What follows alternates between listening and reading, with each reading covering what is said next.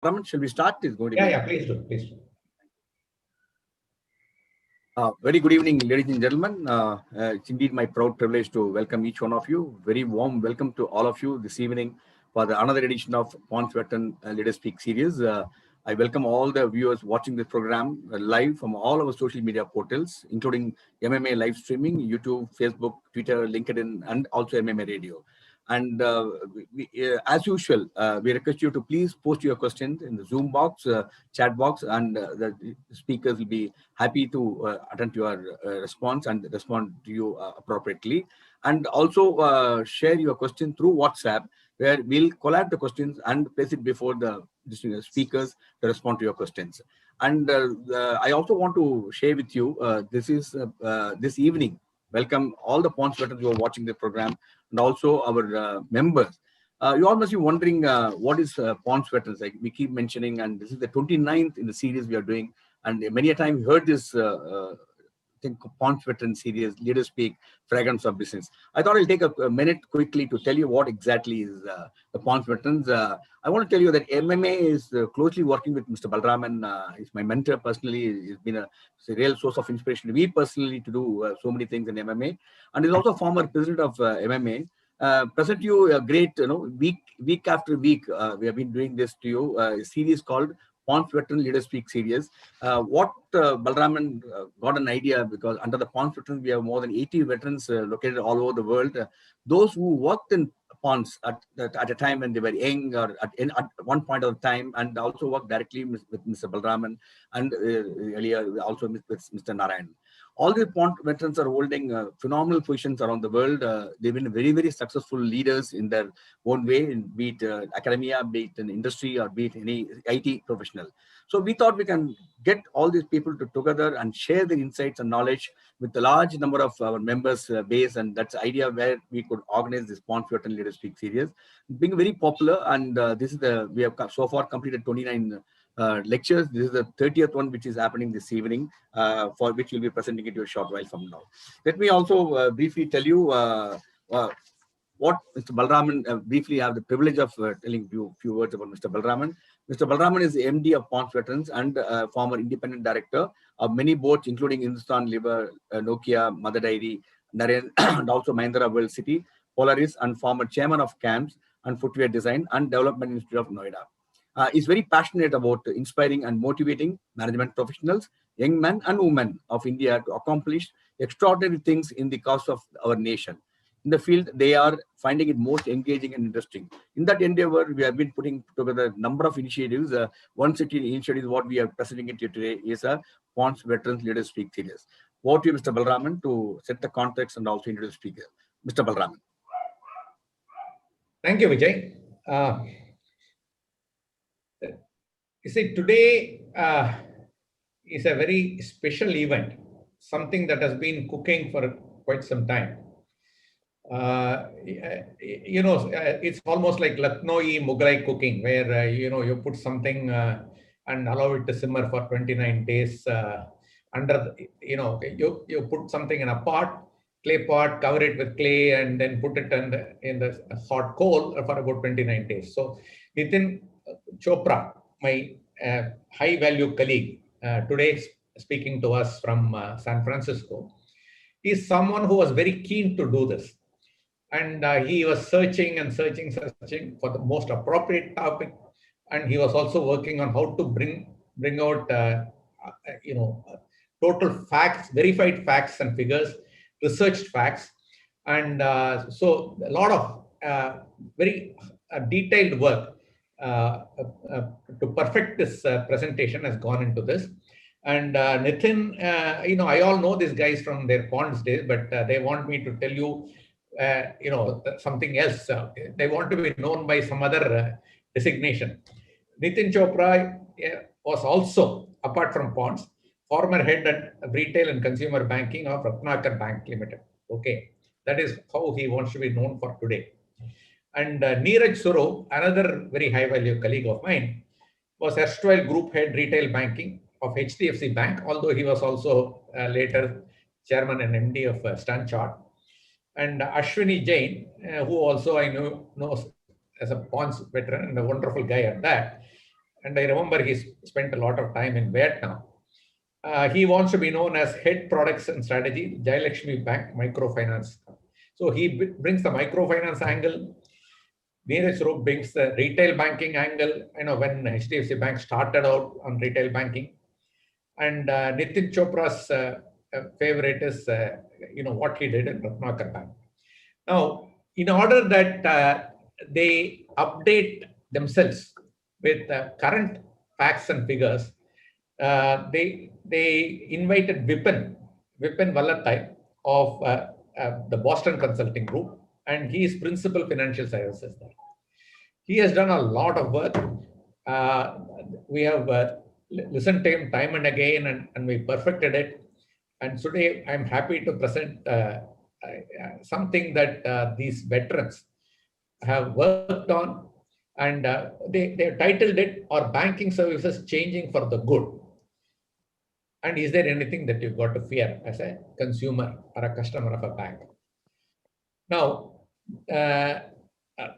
if it were left to MMA, they would have called it Banking Services Challenges and Opportunities. Now, we have been saying challenges and opportunities for every convention for the last 15 years. So we thought we have to give you something more current in a very different meaning, approximately the same thing. But the point really is, you and I know that banking services are changing.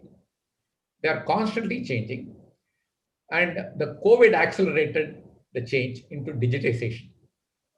So even someone of a old generation bank customer like me, I am paying for our groceries by a bank transfer or Google Pay. So banks are digitizing like there is no tomorrow, and they do find a lot of advantages in digitization, and they claim that there are many customer advantages in digitization. Now, we got to listen to them, and we have to ask them some very hard questions to really challenge whether there are customer benefits. But are there customer problems? We do find that from time to time there are. For example, HDFC Bank is most difficult to reach out, and even Reserve Bank of India talk to them about how they maintain their remote site. And we know that recently, Indian Bank, many customers complained that they cannot reach the bank, and the bank came out and said there is congestion, network congestion. So if you go to a bank, you have to stand in a line because there are many people. And we thought if you reach it through the internet, you will have immediate access. It's not to be, it looks like. So you also have to learn how to do software and hardware. So there are challenges, and I honestly don't think that there's nothing much to worry about. But in order to make it more interesting, I added that word. Is there anything for you to worry? Okay, so let me reveal that secret to you. I think it is Vipin V of BCG who is going to kickstart the process. Vipin. Thank you, Mr. Balraman. So, like Mr. Balraman said, my name is Vipin, and I'm a principal with the Boston Consulting Group. And at BCG, my primary focus is working with NBFCs, insurance companies, banks, etc., and specifically on topics like digital transformations, analytics-led transformations, etc. So, a warm welcome to all the audience of this session today. And thank you for taking out time on a Saturday evening for attending this session. So before I get into the presentation, I want to lay out how the format of today's session will be. For the first 10-15 minutes, I will basically present a few slides laying out some facts and figures related to how digitization is transforming the financial services sector in India.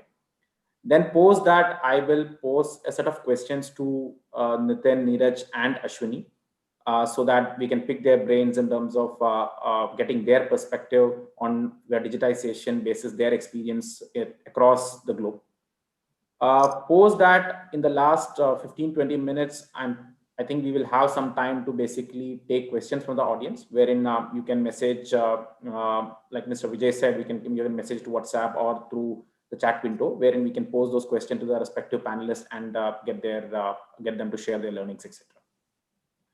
Without wasting more time, let me quickly share my screen and take you through the presentation before we get into the panel discussion.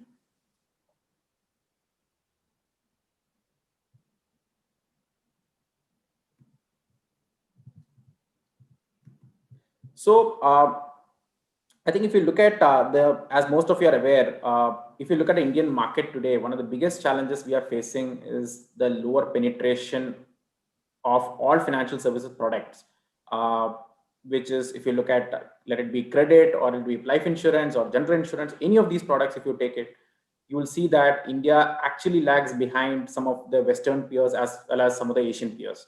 So for example, if I look at credit to private sector by banks as a percentage of GDP, India currently stands at around 50%, whereas China, which is whom we closely compare against, is almost at 165%, which is almost 3 times of that.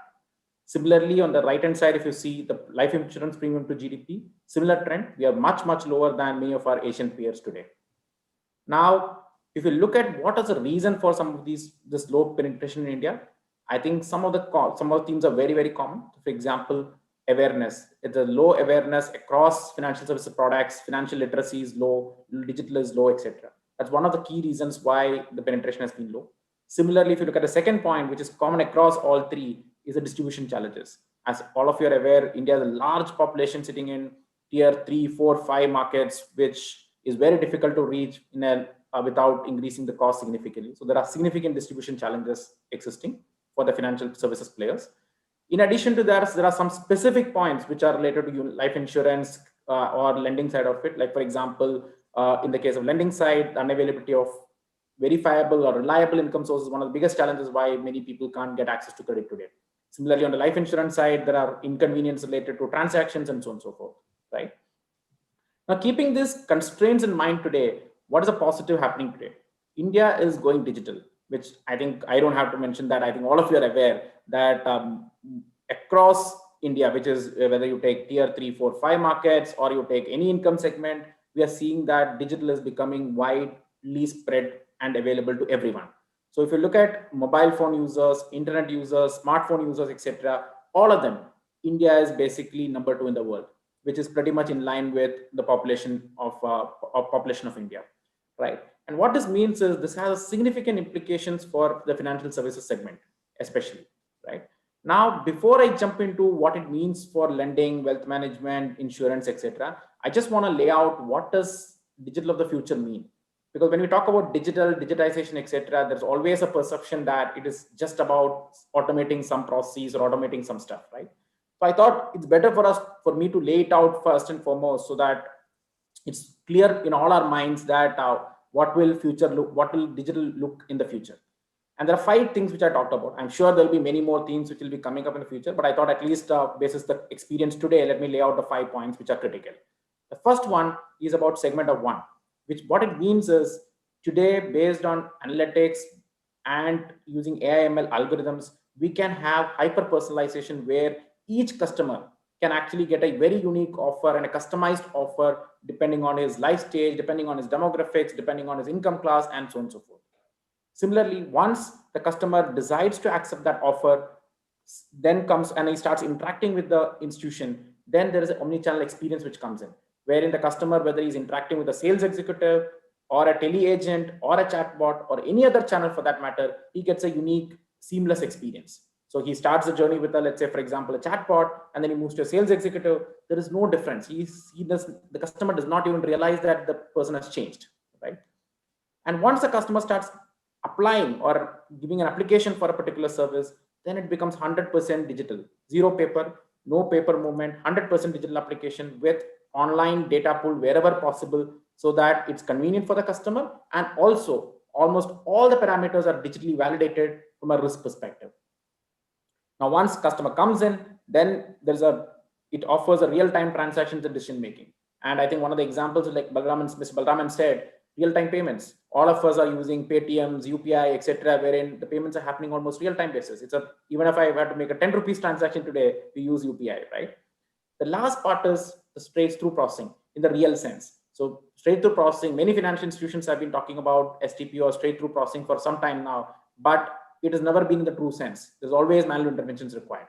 But in future, what this is going to mean for us is that once the customer applies, it's a completely online process, no manual interventions, and the loan gets dispersed, right? If I were to draw parallels to a lending journey. So in my mind, these are 5 tenets of how the digital will transform the finance services space going forward, right? Now, let me get into some bit of details on lending, wealth management, and insurance space in terms of what are the benefits we are expecting from digitization and digital, right? So on lending side, I laid out 5 points. I'm pretty sure there are many more, but I thought these are the most important 5 points, 5 benefits which the customers as well as the financial institutions can get from digitization. Point number 1, which is the first point which I raised, which is access to credit. So once the digitization and digital becomes more and more prominent, that would mean more access to especially the new to credit customers who does not have a bureau history. India has close to 50% of the population who does not have a bureau history today. So for them, digital means more access to credit. Similarly, for all the customers who are taking let's say a loan, it means better customer experience, which means very fast, and that means getting a loan in, let's say, 5 days or 3 days compared to 30 days today. Much more convenient process wherein he does not have to submit, let's say, 10 documents or 50 signatures and so on and so forth. And from a financial institution perspective, it means better and faster and convenient kind of a credit decisioning, which basically means that the underwriting decisions are much better, thereby reducing the credit losses and the NPS for the banks. In addition to that, I think the 4th point becomes critical from a reach perspective. So today, one of the reasons why tier 4, 5 or 3, 4, 5 markets are less penetrated is because of the cost of acquisition, because those markets are not, the density is much lower. And if I put a sales resource in those markets, the costs actually shoots up. So by embracing digital, the financial institution can actually acquire the customers in those markets at a much lower cost of acquisition. The last part, which is once a loan is given, by leveraging digital as well as analytics, the financial institutions can actually improve the collection efficiency and thereby reduce the NPA, GNPS, which they are observing in the market. Now, I have a couple of examples to make some of these points real. So, for example, this is how traditionally, when you look at banks and NBFCs, they used to focus only on customers who have proper income sources through either bank statements or through other income proofs, etc. But there's a large part of our SMEs and other institutions who does not have proper income documents or who cannot justify their income.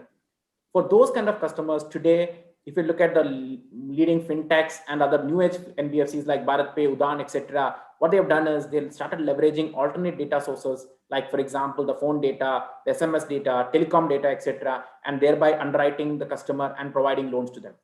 So what it means is many of our customers today who could not get access to credit because of no bureau presence or because of no income data, etc., they will be able to get access to credit if they have a good credit history basis this alternate data.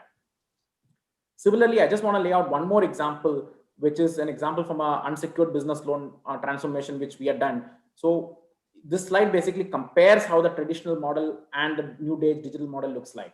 So for example, from a customer TAT perspective, previously a loan used to be sanctioned in 10 to 15 days. Today, in the digital model happens in less than 10 minutes or less than 20 minutes. Similarly, processing cost, if you look at it, it's almost 1/3 of what it used to be previously in a digital model. And if you look at credit quality, which is the last line, you see that it's almost half of what we would have seen in a traditional model.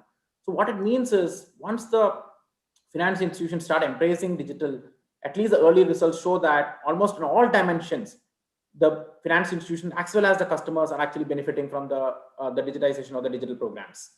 Now, moving on from lending to the wealth management space, similar benefits observed there as well. One is obviously access to these products, and especially for retail or the low income segment. So as most of you might be aware, most of the broking companies, wealth management companies has always been focusing on either the upper class of the segment or the middle segment at max, not beyond that. So which means that the middle of the pyramid as well as the bottom of the pyramid has always been underserved by these wealth management companies. Now, with digital going in, because the cost of acquisition, etc., comes down, cost of service, etc., comes down, definitely there will be an increased access for these segments through a robo-advisory, etc. Similarly, in addition to that, we see that the digital technologies actually provide faster TAT for subscription to the wealth management products, redemption of services, etc. So previously, what used to happen in T+1, T+2 can happen on the same day itself today, right?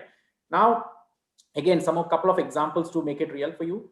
So this is the example. This is the point I was making about in terms of the access. So if you look at there's an income pyramid for 2016 and how it's going to look like in 2025 in India. So for example, if you look at it, the large focus of the focus of most of the wealth management companies and brokers in India are restricted to either the elite segment or the affluent segment, which is greater than 10 lakh segment. The aspirers and the next billion, which is where the majority of the Indian population lies today, are completely underserved by the players today. But once the digital becomes more and more prominent with robo-advisory coming in, etc., these segments will be significantly benefiting from this. Now, what it means for the customer is that once a robo-advisory comes into play, it basically means very customized, personalized investment strategy for each of the customers, better portfolio optimization, tailored after sales services by these firms, and so on and so forth. So definitely, most of these segments, especially the middle of the pyramid and the bottom of the pyramid, is going to benefit from the digital technologies taking prominence in the wealth management segment. Now, moving on the protection side, which is the life insurance and general insurance side, similarly, three types of benefits expected. First one is it is expected to optimize the distribution economics, wherein we are expecting that almost 30 to 40% reduction in cost of acquisition of customers through digital technologies and digital embracement. And these are examples from the past work which many of the consulting firms are done with real life insurance and general insurance companies. Similarly, enabling the sales force, better enablement for the sales force, wherein we see almost 20 to 30% improvement in the productivity of sales teams through digital technologies. And similarly, on the reach side, we see almost 30 to 50% increase in access or the leads coming in from tier 3, 4, 5 markets through digital technologies. Now, we talked about a lot of benefits from digital technologies. However, there are risks as well, which many of you are aware of. And one of the things I want to talk about is a cyber security risk. So as most of you are aware, India is also highly prone to cyber attacks recently. India is third most vulnerable after USA and China in terms of cyber attacks. And especially on the financial service sector, the chance of a cyber attack is much higher. So it's 3x more likely than any other industry today because of the involvement of money, etc. And the last part is the impact of this cyber attacks is much high compared to the past days. And what it means for the institutions is that it means significant losses in terms of remediation costs, reputation loss, and even the opportunity cost because of downtime in terms of business, etc. Now, keeping all this in mind, what we want to do now with the panelists is that I would pose a few questions to the panelists and get their perspective basis, their experiences in the past in terms of how they think about some of these topics. Now, with this, let me start with Nitin, if that's okay. So Nitin, based on your experience with RBL and other financial institutions, do you really believe that with financial institutions beginning to embrace digital now, will the SMEs and retail customers in India get more access to credit? Or is it just a hype that digital will bring enhanced credit access, etc.? All right. Yeah. So firstly, delighted to be on the MMA platform. Vipin, you're absolutely right. I'll tell you what really happened in the industry. For a very long time, banks and financial institutions actually missed the digitization bus. They were reluctant actually to share their ecosystem, the technology ecosystem with the outside world. And what I want to say is that 4 things happened since in the last 4 or 5 years, or maybe 5 to 6 years. The first is that banks started installing what are called firewalls and middleware. And that has been one very significant event. I mean, from a technology perspective, it provided safety to the bank. And of course, you spoke about the cybersecurity risk, and obviously people still break through these too. But that's one piece that began happening. the simple point is that the world had already got digitized, okay, in a large way.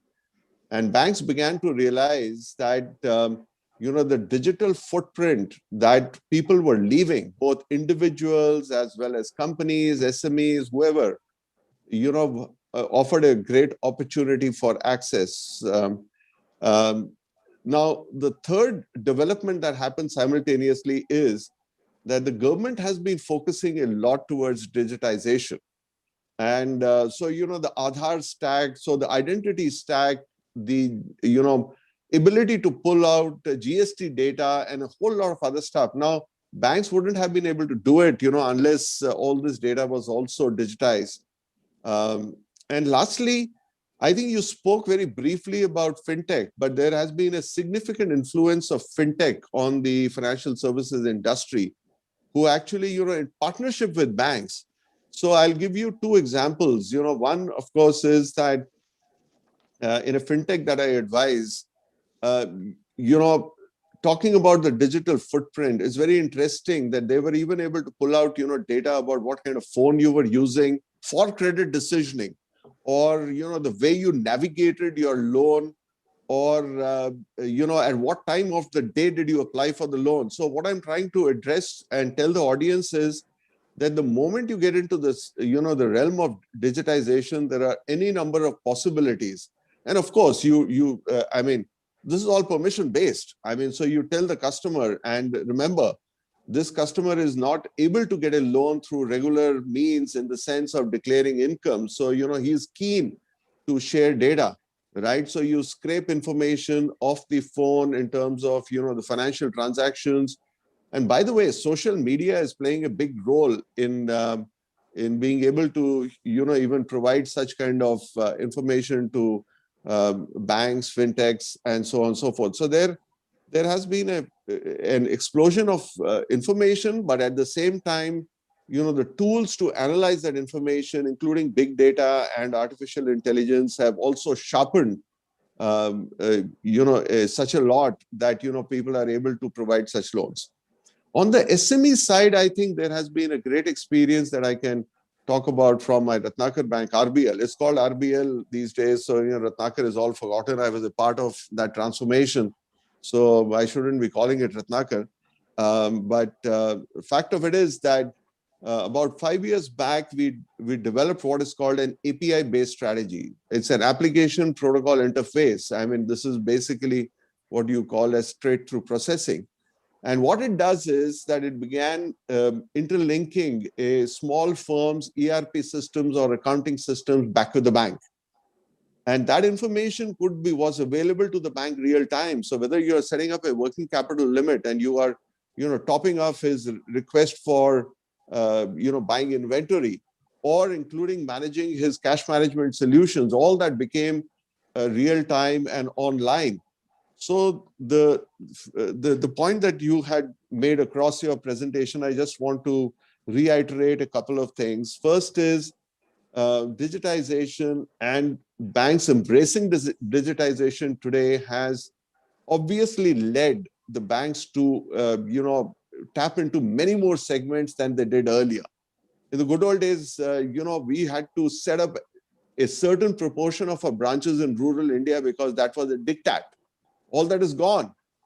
So banks are free to set up their branches because banks in any case are interested in they're a commercial enterprise and they want to make money. So when a segment becomes attractive to them is when the costs are low and they can reach out to the customer in whatever manner. So I think there has been a lot of benefit of digitization. There are, of course, perils that we can discuss as we go along through this through the course of this presentation. But I just want to emphasize one thing. It's all permission based. All right. So while you have been able to overcome geographic issues, cost issues, and a whole lot of that, and there has been a massive expansion of the market. But I think, remember one thing, that there are privacy issues that still need to be dealt with. And a lot of this stuff is happening with permissions. The only word of caution is that you once in a way hear about people deviating from this framework. And so there were a lot of fintech companies, which have been hauled, over coals because of unethical practices. So, that's my comment. Yeah. Thank you so much, Nitin, for this. So, Ashwini, you have a rich experience working in Middle East and many of Southeast Asian countries, and especially in India in the MFI space. So, if I were to if you can build on what Nitin said, especially from a perspective of SMEs and MFIs in India, how do you think this will enable or help MFIs and SMEs in getting better access to credit? Ashwini, you're on mute. Sorry. Yeah. Sorry. So, I'd like to first start with talking a little bit about my experience abroad. So in Indonesia, for example, I mean, we used to face exactly the same problem that we face in India, which is that when you approach an SME, a lot of them were not formalized. And I'm talking really small companies, small retailers, they were not formalized. And because they were not formalized, you didn't have income data available.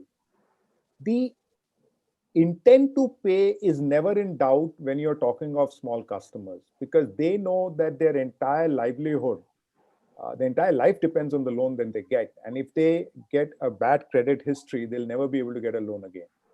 So I don't think there has ever been any doubt in anyone's mind when it's dealing with small SMEs about intent to pay. It's always the ability to pay, which is, well, the idea, I mean, the word is, I don't think any doubts in that. It's just that it's unknown. You don't know what is his ability to pay, how much loan can you give him. Now, I remember that there was a bank in Indonesia, it was called BTPN. Now, what they would do is they would actually plant a person in an SME's shop for 3 days or 4 days, and look at each bill, and based on that project what would be the person's income, and then therefore go ahead and decide on the loan, etc., etc. I used to be in the city there. What we could never figure out is that in doing so, how would they making money? Because this is a very, very expensive task to do. So now, switching back to India, and the situation was exactly similar in Vietnam. And so it's basically the availability of data, because see, in all these places, not only is formalization low, the interest to formalization is also very low for obvious reasons. Now in India, in a typical microfinance world, most of these customers, they start with a loan of about 25,000-30,000, which is pretty much given based on no credit decisioning. It's just an operational risk you are taking. And because you have groups members of a group are guaranteeing each other, so the risk gets reduced. And you actually see that in a particular month, if a particular lady has not been able to pay, then someone else pays for her, and it gets reciprocated a few days later. And then this process goes on, and this 25,000-30,000 loan keeps climbing as time goes by till about 1.5 lakhs. After that is when we found that the risk of giving a loan without income data becomes a little difficult. And even at the book of 1.5 lakhs was far worse than a book of 30,000. So we started actually in Jana a pilot when I was there, where, digitization had not happened by then, and this I'm talking nearly 4 years back, but looking at surrogates for formalization. So, we would visit a guy, we'd ask his education systems or see whether he has Tally. So one of the things we did was we went and tied up with Tally. We told the guy, listen, you're going to get Tally, and that will help you build your accounts in a much easier and faster manner. So he got excited. The advantage for us was then that through Tally, we used to get all his data. So we started a pilot project like that, but that was not digitized. It was just improving his formalization to get his income data. And interestingly, we launched this sometime around early 16. And if you remember, when the demonetization happened, the entire microfinance industry suffered huge NPAs. And so did we, so did every other microfinance, except for this segment. We found that this segment, where we had piloted maybe about 500, 600 loans, did not suffer from the whole impact of demonetization, and the NPAs are very much in control. So we realized that looking at surrogates through income data helps a lot. And now, as digitization is happening, and I'm sure we're going to talk about it in greater detail as we go along, I definitely see huge advantage for SMEs. Huge. I mean, I'll give you another example. We knew that Hindustan Lever, for example, has a lot of data on all the retailers in the country. I mean, they pretty much supply their goods to every retailer in the country. So we were trying to see if we can tie up with them so that data is available for us to lend to these retailers. But, we got into a bit of politics there because, the bankers of Hindustan Lever were someone else. So, trying to sort that entire thing out didn't work out. But now I know that there are one or two companies which are doing that. So you're right. I mean, digitization will by far now, how fast the progress will be, I don't know. I mean, I know that Jana has started, for example, digitizing their acquisition process. It's not really digitization in that sense. It is tab based. So that, the customer doesn't have to come to the branch. He is visited and on the tab, his account gets opened. But the loan itself, he still needs to come to the bank to sign an agreement, because the whole process of e-signing a loan agreement is still very complicated. It involves, it involves a lot of things. The Aadhaar OTP has to come. OTP sometimes doesn't come. So that process still hasn't worked. So I think it's a slow journey. It's not going to happen overnight. But yes, I think we're going to get there.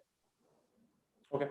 Thank you so much, Ashwini, for that. So Neeraj, if I were to come to you, while I think from both Nitin as well as Ashwini's experience, both of them do believe that digitization means increased reach for both retail as well as the SME kind of customer segments. The question to you is slightly different. So with digitization coming in, because both of them were talking about alternate data being available, etc., does that mean a disadvantage for SMEs and other institutions who are less formalized, who does not have a digital footprint? Thank you, Vipin. Good question, because there is still a very large proportion of our population which does not leave behind a substantial digital footprint. But that is changing. My view is one that this is a journey. Question is, there will be a lag between when change happens and when 100% of the population gets covered. But if anything, digitization has been one of the fastest changes that we have seen in recent times. So a few years ago, people who were at the bottom of the pyramid did not have a phone. But they're still at bottom of the pyramid, let's say, 2/3 of the way down. But today, smartphone penetration goes down to 50% of the population. So just the phone penetration has been so rapid that this change is happening. Then, of course, there's a question of digital literacy. A lot of them they're not even regularly English literate. So digital literacy itself is an issue. But that is changing. Models where people are helping people who are illiterate are coming up to be able to, for example, if you had to file an e-pass to travel during COVID and you couldn't, you're a bus driver, people found ways to help that guy to give him an e-pass, right? So it's not as if digital literacy was not happening. And then I think finally is just the amount of economic competitive activity that we have seen in the last 5 years that both Nitin and Ashwini touched upon. The number of fintech, NBFCs, even banks, the amount of innovation that is happening is driving inclusion of these segments. So I think temporarily, yes, your question is right, that there could be some disadvantage, but I don't think that's a real concern. I also want to make this opportunity to make a broader point to what Ashwini and Nitin were saying, which is that banking ultimately is a subset of the larger digitization that's happening all around us. Digitization in financial services is not standalone, right? So as people are getting used to using social media, are used to paying their electricity bills online, or changing their Aadhaar card online or electoral card online, they are getting used to processes which are straight through digital in lots of other public space dealing. And that brings the level of both digital literacy up, but it also starts to create a footprint which can be used. The final point on that is that just one element of this whole change in society, let's say e-commerce, is again driving newer segments which are coming into this opportunity space. For example, and you took the example of Udaan in your slide. Now, or Amazon, for example. So just the whole set of suppliers which are now run into, say, 1 million for each of them. There is data with these platforms to be able to share with lenders who can then lend onto these platforms. Now, these people were outside the footprint of any formal footprint earlier. So my broad point is it's a subset. The financial services lending is a subset. And while there'll be a catch up, the whole momentum around digitization in the broader space will drive that to happen. So I think you brought up a good point on the ecosystems, how the ecosystem is evolving in India. One of the, Ashwini, I think the I'll raise this question to you. One of the key trends which you are observing, not just in India, but globally, is also rise of ecosystems. I don't know. Amazon. Vipin, your voice is... Vipin, I think your voice is cracking. this- So let Whatever you know. No, something is Now wrong. this. Hello, is it better? No, Something's wrong with the mic. Let me just stop my video. Can you switch off and switch better? Is it better now? No. no, Vipin, why don't you log off and log in again? I think that sometimes works. Just 1 minute.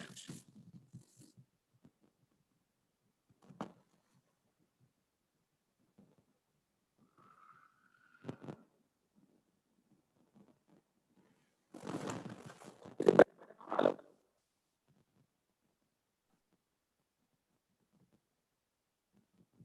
Hello. Hello.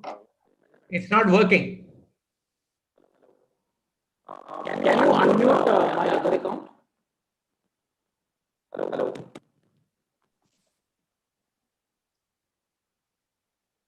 Vijay, group captain, can you do something about this? Can you try and unmute Vijay, his I'm other doing it. account? I'm online. I'm online. Oh, lovely. His net is bad in Kerala. 1 second. He's speaking from Kerala. Okay. Vipin, you've been unmuted on the other one. Yeah, is it better now? Yeah, better. Yeah, Is it- better. Your net is very low, but go ahead, Vipin. No problem. Okay, just a minute. Sorry. So let me just repeat my question again. So We don't need to see your video, just audio. hello. Keep the audio. Yeah. Yeah. So The video, it is better. yeah, the question I was asking is one of the key trends which are observing globally is the rise of ecosystems like the ones of Amazons and Swiggies of the world, wherein based on the data available in with the anchor system, which is the Amazon or Swiggy in the example which I mentioned, the vendors or the traders on the platform are able to get the loan. And the typical example or the recent example which you all of us talked about is the Alibaba-backed Ant Financials, wherein they were able to raise a valuation of close to $350 billion basis that, right? So the question to you, Ashwini, is that from your experience, do you believe that in Indian context, these will this ecosystems actually boost credit access to some of the SMEs and the traders on the platform? Oh, I mean, without doubt. I mean, India is moving in a direction which is not very different from any of the other developed countries, especially when it comes to the whole business of digitization of pretty much everything that's happening here. In fact, I think India is growing faster on digitization than most other countries. Now, Vipin, can I request you to put up that slide we spoke about? Sure. Just give me 1 minute. I'm just putting it up.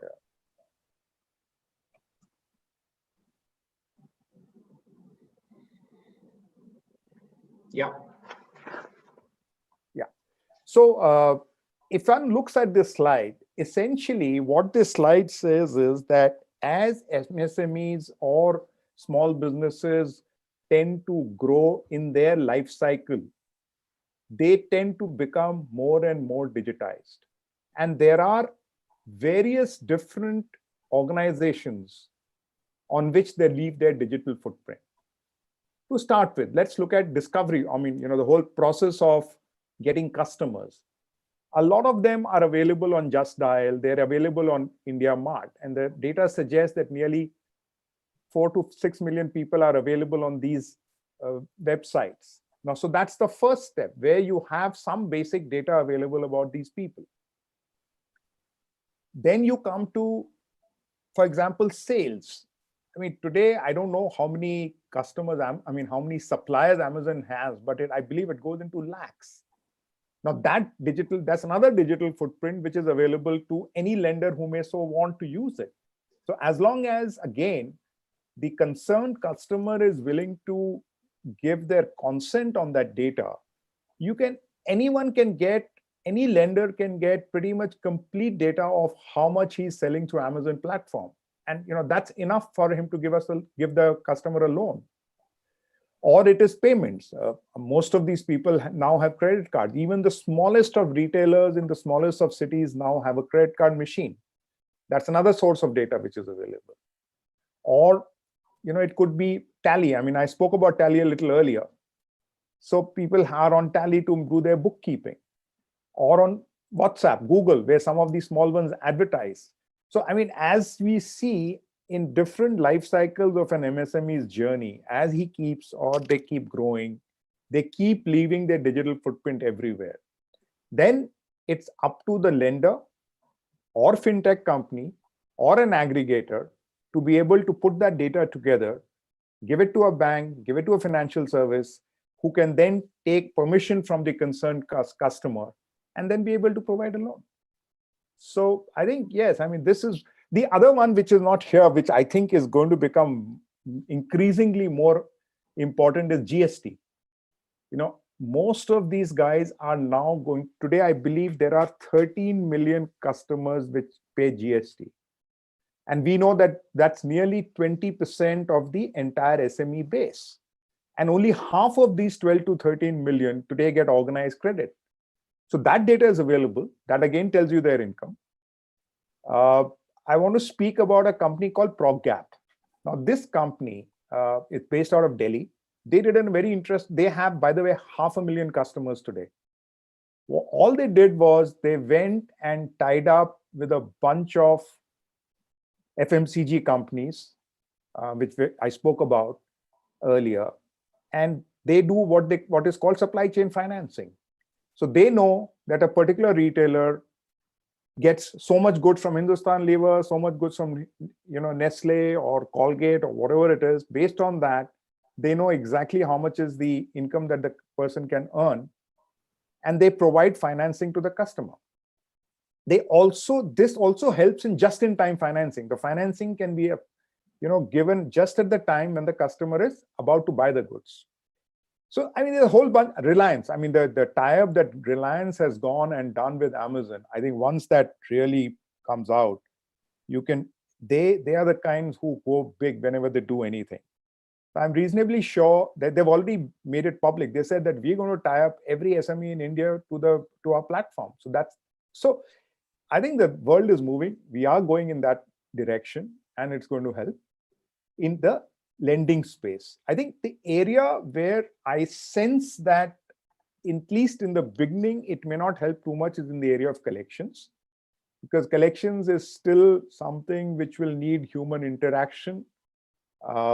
But yeah, I think over time, even that should work, as long as people are willing to give, standard deduction from their accounts, etc.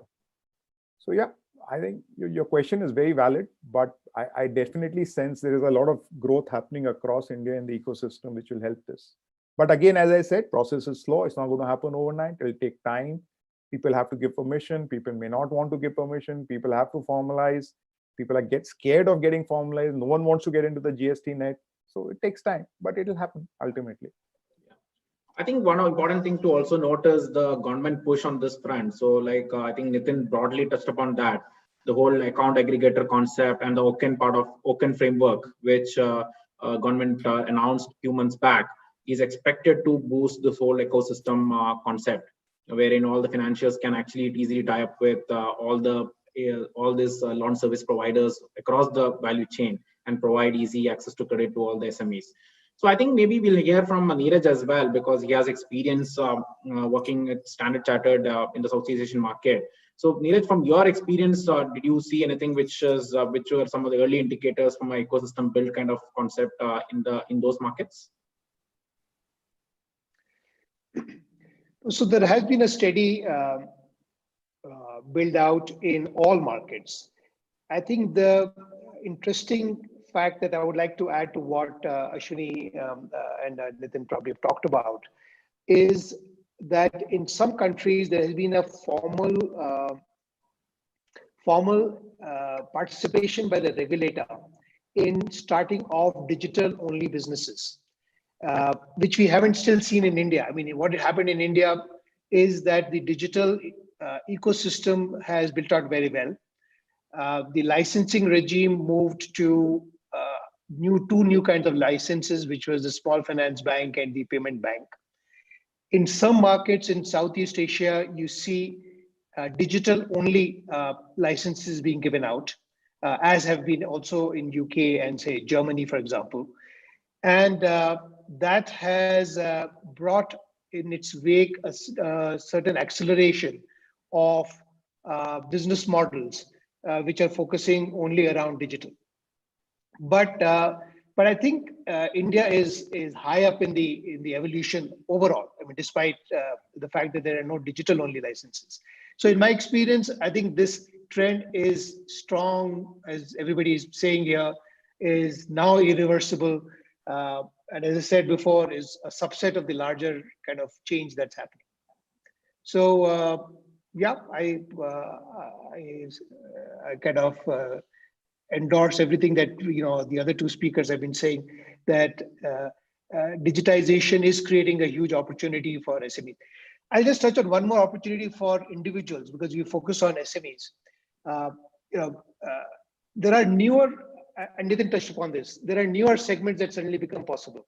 For example, and I won't name the company, a company I look at is in the gold loan business. And they digitized the process of application for the gold loan. And then they also added home delivery to the process of picking up the gold.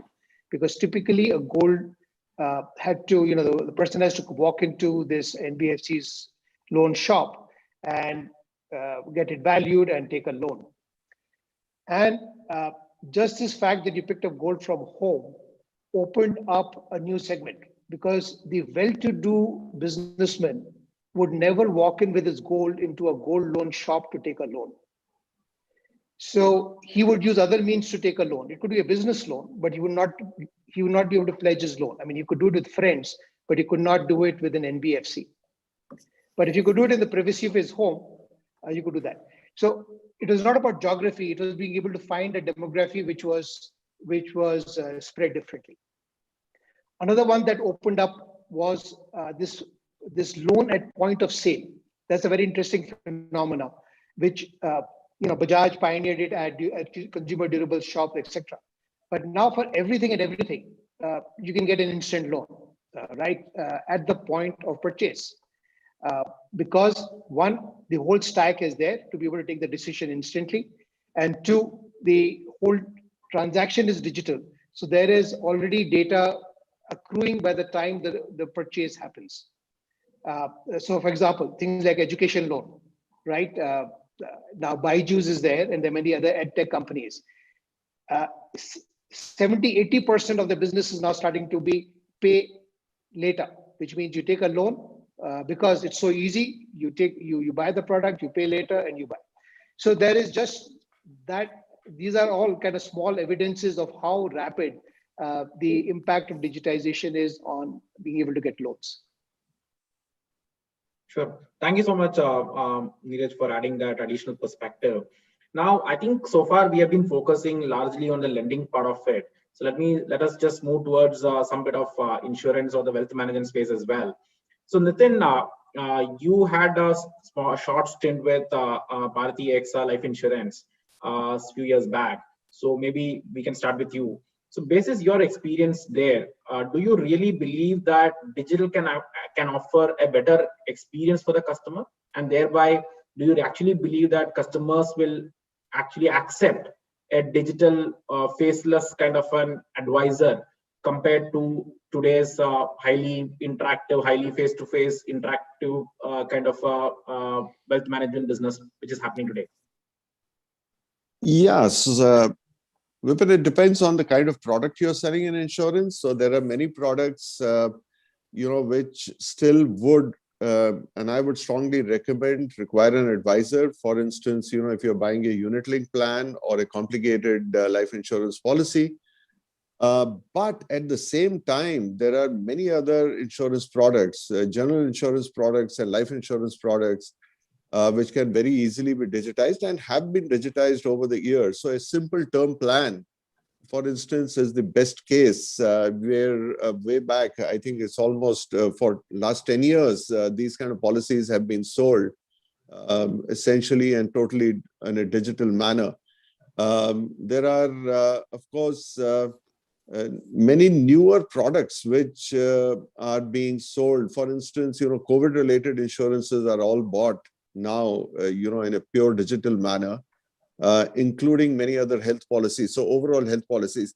I just also wanted, I learned about, one company called Digit General Insurance, which has done a phenomenal job. And the reason I'm talking about Digit is because what they have done is, it's not just about using digitization for customers, but they have digitized their intermediaries, the agent. So it's the whole concept which has evolved over there is called assisted digitization.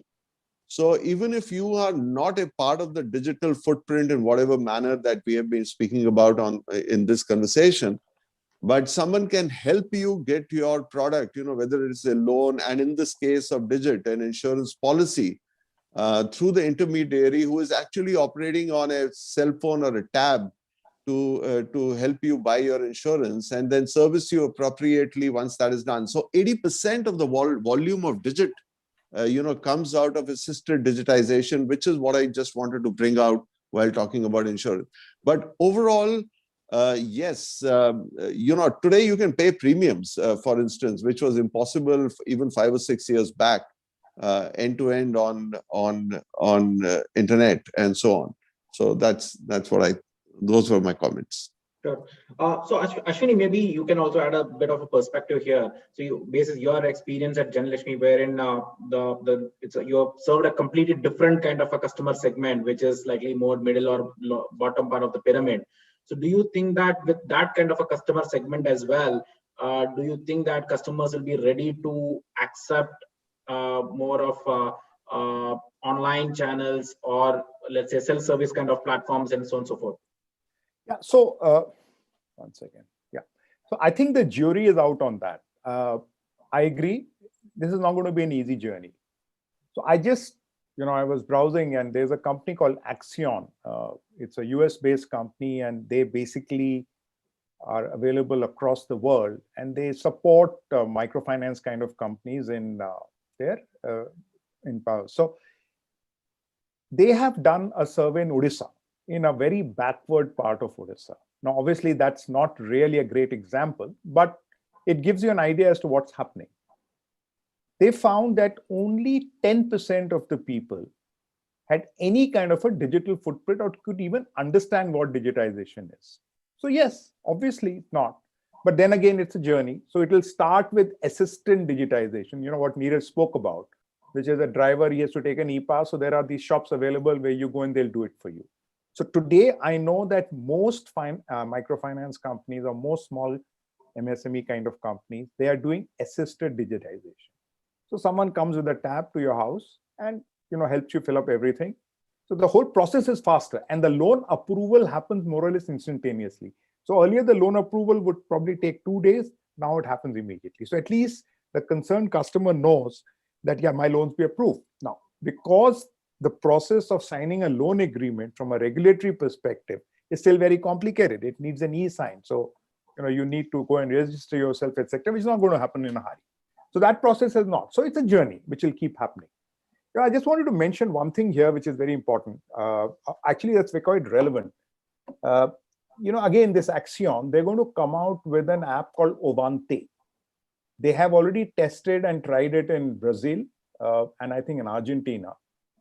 And currently it's in the beta version space in India, and they probably another month or two, they're going to come out with it. Now, basically what it does is it helps develop digital understanding and business management skills of these so-called small MSE customers. And it also helps them learn how to use financial products digitally online. So my sense is that once this comes out, they go and tie up with microfinance companies. So it'll happen. But as of now, I agree it's a challenge. And I know that some of the large microfinance companies have still not been able to digitize the entire process. Only parts. I mean, I'm talking of Ujjivan or Jana, which are probably one of the largest companies. Now, of course, they're all banks, but they still continue to serve the microfinance segment. They will not be able to digitize it completely as yet. Probably take them another 3-4 years to do it. Sure. So that's on that front. But one of the areas which you had asked a question about, and I think we haven't spoken enough about, is in the area of wealth management. I think to me, that is where the boom is really happening. And the word that is going around is that one of the key reasons why the markets today across the world are growing at a pace which is very different from what the economy is doing is because more and more retail customers are coming into the picture. I mean, you look at Robinhood in the US. There is this company called Scriptbox in India, and now they have competitors too, where it's so easy to open an account and just invest. Not only can you do that, they also provide you online robo-advisory services. And I know there is Betterment in the US. I mean, I know that because my son uses that there. It's so simple and easy. And I think it's a huge benefit in this industry, and a lot more of capital is going to come to the market, because at least abroad and even in India, we're moving in a direction where, you could just put your money in a fixed deposit and forget about it. Not going to happen anymore. You don't earn anything on fixed deposits or most of the debt instruments anymore. So you have no choice. You have to get into it. And I think that's the one area where I see a big boom happening. And the biggest boom has happened last year. In this whole retail space because of Robinhood and various other companies. Now, of course, there are issues involved. I mean, now it's pretty obvious that what Robinhood was doing was not very ethical. I mean, customer who applies to Robinhood would not get the best price of the day because they were investing through brokers who were keeping a spread there. But that's okay. Those are things that will happen, and regulation will take care of it. So yeah, so that's where it is. I think that's a very fair point, Ashwini, what you raised, because last 1 year, especially the COVID was actually has led to a boom in terms of wealth management through digital. And that's what clearly seen from the growth of players like Zerodha in India and Upstocks and other players who are completely digital and has been working on with a similar model out of Robinhood in the US. So thanks for bringing that perspective in. I think the last thing that maybe we'd cover is we talked about a lot of positives about the digitization from a perspective of lending as well as wealth management. So I just want to touch upon the risk involved as well. I think Nitin in this first conversation itself mentioned the risks related to privacy, related to cybersecurity, etc. So maybe Neeraj, if you could maybe speak about that a bit in terms of what you with the rapid digitization which is happening across finance institutions in India, and not just in India, outside India as well. Do you really see this posing a huge risk in terms of the customer privacy as well as in terms of cybersecurity? The answer is an obvious yes, Vipin. I mean, as we get more and more dependent on any method of transacting, we get so dependent that the risk goes up, because any failure, you stop having plan Bs, you stop having workarounds at an individual level. I mean, for example, all of us now I do net banking, I do all my banking through net banking, right? So if for some reason, anything in the whole chain, right from the telecom to the bank, if something was to fail, I will be severely handicapped. And because I don't create backups as much as I did even a year ago, I'm more vulnerable. So the risks are real. I don't think we can run away with it as consumers. and it's always a catch up. I think the financial institutions are clamoring to bridge that gap. On any senior team that I sit on, cybersecurity and infrastructure capacity on this side is high up on their operations risk, probably the highest. Investments are happening significantly. Most tech companies who have BFSI practices know that, especially during COVID times, the amount of development effort that came the way of tech companies was enormous. So all of that is true. It will always be, part catch up to that happening. The HDFC Bank recent example is a good example. I personally, and by the way, I'm biased towards HDFC Bank, given my past, and I think they have invested a lot in the infrastructure. So it's despite that, it's not because the management was caught napping or caught lagging. It can happen to any institution, as it happened to HDFC Bank. So those risks are real. Personally, I worry even more about the privacy side. I worry less about the infrastructure side. I worry more about the privacy side. The rules and regulations are okay, but I think they're still not great. And well, it's also your personal sensitivity. Some of us are more sensitive about our personal data. The next generation, to my mind, my children definitely are less sensitive about it. Everything is in the public domain. But depending on how sensitive you are, your data could get used or misused is a real challenge. But yeah, I guess that's again a wider problem. But you raise the issue of both cyber security in terms of hacking, in terms of breakdowns, in terms of infrastructure breakdowns. It is a real challenge, especially as we get dependent on this. And in the B2B space, this can be very real. I mean, B2C space is also challenging, but in a B2B space, the broking space, for example, if NSC goes down for 10 minutes, you could be talking about like millions of dollars of losses. As we know, it's not completely unthinkable, the fact that it does happen. So we are in times where we will see these issues happening. I don't think we have a choice though. So that's how I would end it. Sure. So I think, Nitin, I just want to come to you with this last question, because you had mentioned this for the first point which you raised was about privacy issues, etc. So any different thoughts from that of Neeraj on this topic? Nitin, you're on mute. You might have to unmute yourself. Yeah. See, the point about privacy is it's a two-way street.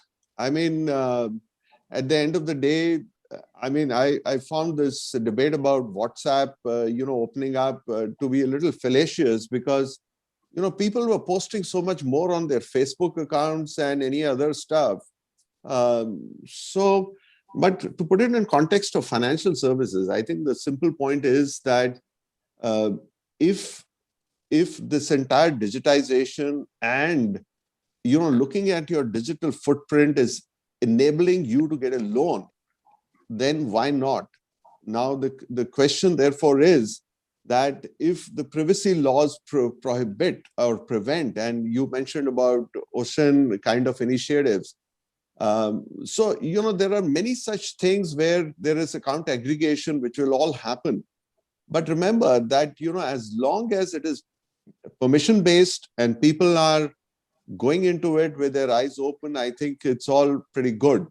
The problem that begins to always happens is when people begin twisting and turning and making sure that there are leakages in the system, which then can lead to problems. So, eventually what will happen is there will be regulations around it that will prevent, leakages. At the same time, they will encourage situations which, help people get what they want, because, that's the need of the hour. And after all, banking services, including credit, are important constituents of driving an economy. So, anyone who wants it, please go ahead and give it. If you don't want it, then you don't give it. But you should also be able to withdraw your permission. So, the question is that as long as there are ecosystems that help you withdraw your permission, then I think we are in safe hands. Okay. I think that's well said, Nitin. So we are almost on time. So maybe before we jump to audience for their questions, maybe one of you would want to summarize what we discussed so far. Nitin, Ashwini, or Neeraj? We can all summarize. I have just I'll make just two broad points. I think what I see digitization doing for financial institutions, banks, insurance companies, and whoever else are participating is a whole new market.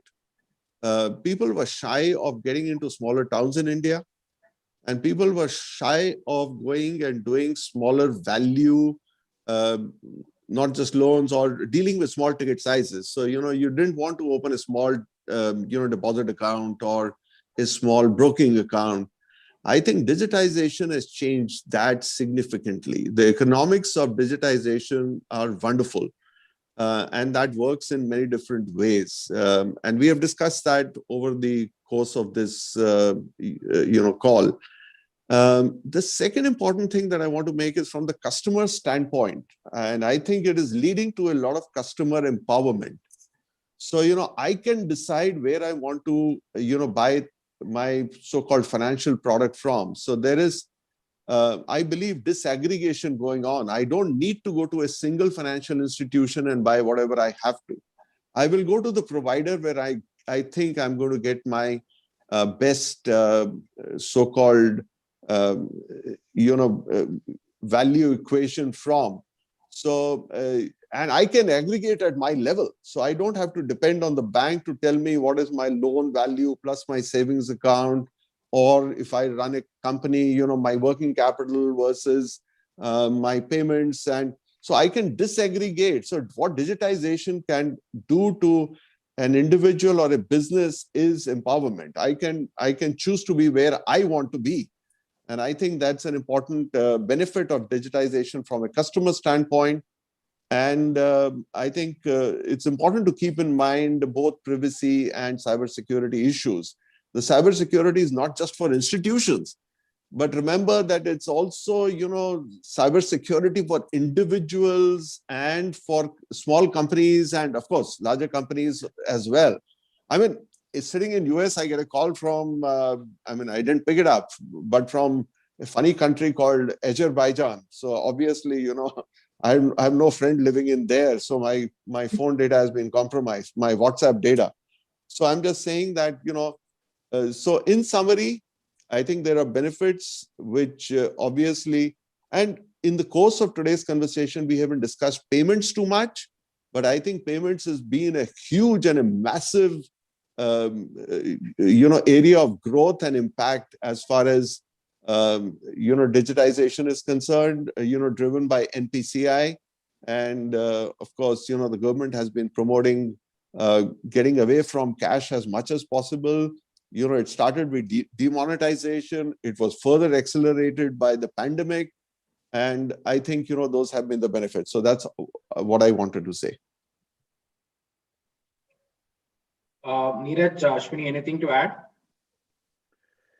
Okay, no, I think Nitin has summarized our discussion, but I will take this opportunity to add a point, especially from, which is not our topic of discussion strictly, but the impact on the providers of financial services, of what digitization is doing to the providers, to the institutions themselves. And it's my view that, and I've worked about 30 odd years in financial services, that this is probably the moment that is seeing the maximum amount of disruption to existing incumbents, as much as we have never seen before. Financial services probably notoriously are probably the most difficult to disrupt because they are protected by regulators. But digitization led by the fintech kind of guys. For example, in Indian context, and whether the Paytm as a company will do well or not in the future, I do not know. But I do know for a fact that 4 years ago, when Paytm kind of got popular, many banks sat up, many of the private sector banks sat up and took notice and revised their business models to be able to compete with what the new world is going to be. And in that, there are only 2 points I want to make. The question will be who will own the customer, and that is shifting to the front-end customer experience providers, the aggregators, the loan service providers, the wealth management providers, and not the manufacturers, which is banks, unless the banks do it better. And we're starting to see the change there too. But that itself is a very interesting topic to see how are banks reacting to this whole process of digitization. But I said, we could probably talk about that at another occasion. Yeah, I think the only, both Neeraj and Nitin have pretty much said what will need to be said. Just one other point, which is that I think that in India, the progress of digitization in the financial world will be entirely a function of how well the different segments digitize themselves.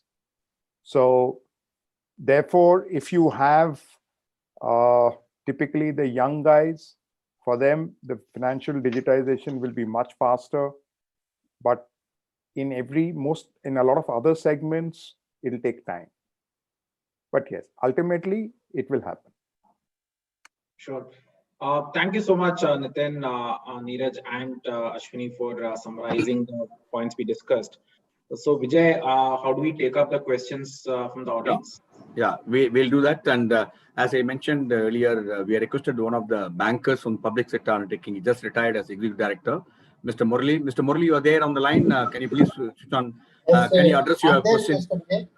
Mr. Murali is, yeah, you're audible, Mr. Murali.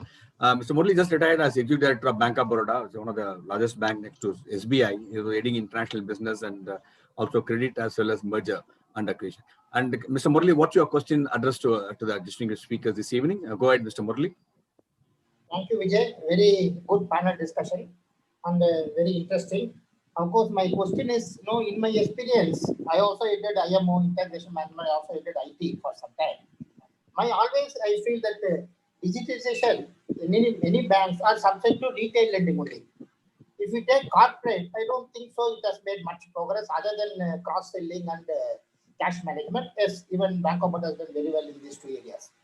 So my question is, with the challenges of connectivity, suppose you take, most of the branches are rural areas, I know connectivity is an issue. If a gold loan customer comes to a bank, he wants credit immediately.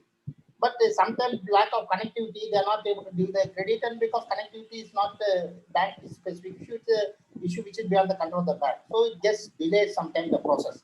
Second thing, the bottom of the pyramid are not technically savvy. And third thing is, if you take MSME beyond some certain amount, every bank has a rule that we have to have audit report. Again, when we have to do analyze audit report, audit qualification, digital lending is not coming into picture. So I like to have a view of the panel, how these challenges can be overcome. Yes, Mr. Neeraj, please go ahead. No, I'll just take the first question. The second and third I'll leave to my colleagues. But the first question about impact of digitization on corporate customers, especially because of my experience more recently with the Standard Chartered. Actually, there has been a fair amount of progress, especially in things like trade finance, documentation, using some of the blockchain technologies. It has moved beyond pilot to actual, for validation of documents across boundaries. Some of those processes have started to become fairly important. As you also said, transaction banking is starting to happen. Then things like cash management. I mean, for example, reconciliation. Now you can every payment can be tagged to a different to a specific number, so that as a treasurer in a corporate company, you can see your payments far better than you could say a year ago because of this segregation.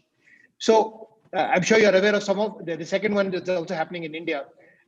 And I think you will see more change. It will probably be more impactful because the volumes are large, but it may not be so easily visible, but it will happen.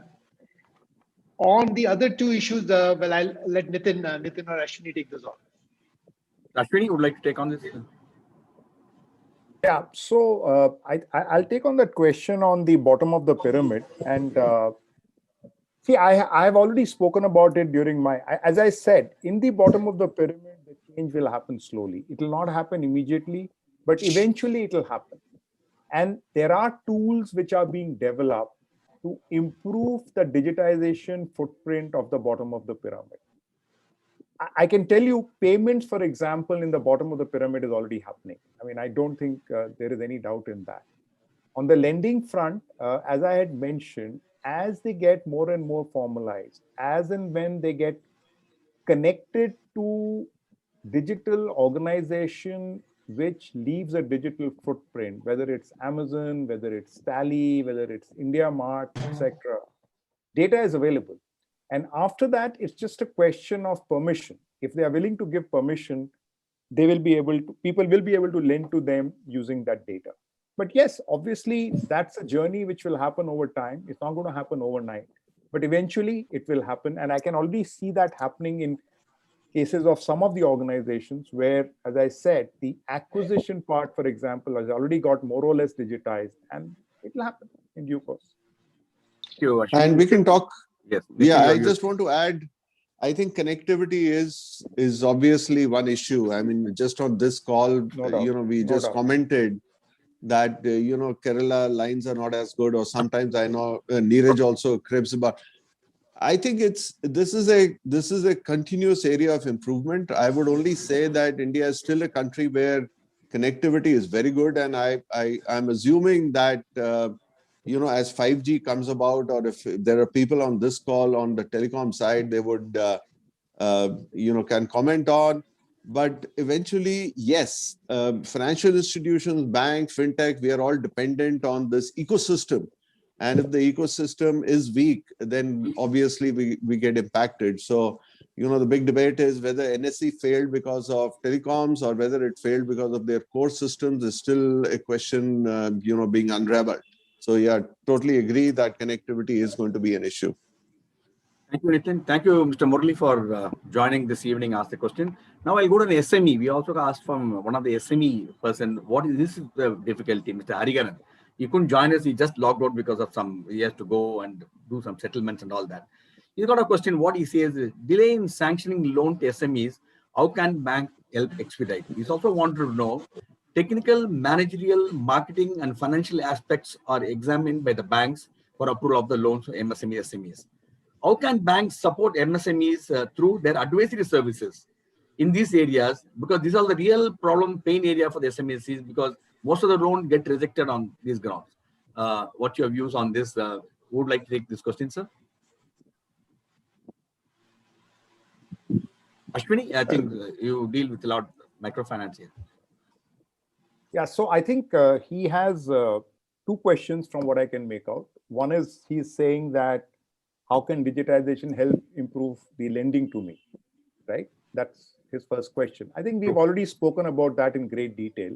Yes, so I don't want to repeat that because that's already been spoken about. His second question is, I think, more in the area of advisory. He's saying that can banks support me in the area of marketing or accounting or any such thing? I mean, see, at the end of the day, the banks, I don't think that's really a bank's job to do it. But even if the banks or financial services don't do it, I'm reasonably sure that there are other aggregators who are going to come up and do that. And I've already spoken about one such app, which is already going to get available in India over time. So I'm not sure whether the banks will do it, or the financial services, but there will be other aggregators who will do it. Thank you. We have over 1,200 viewers watching the program live now, and I'll take few questions from the chat box before I will request Mr. Balraman for his final comments.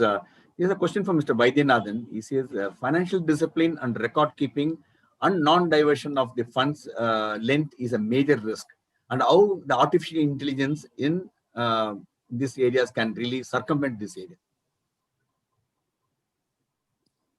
Yeah, so what happens is that the way digitization works is that you're not looking at a single data source. So, if you remember the slide that, both Vipin and Ashwini explained in detail, there are many data points that you look at, right? So we all know about India being a cash-based economy, but at the end of the day, if there is a multitude of data, and it's like, you know, having a full dashboard of very different kind of data that a small company generates, which is what helps a bank make a decision in terms of lending or not. So, you know, that is the change that we are anticipating is beginning to happen, will take, I think, greater momentum as we go along in terms of being able to supply credit to the smaller unit. So it's not just about looking at some, you know, verifiable tax returns. It is going far beyond tax returns.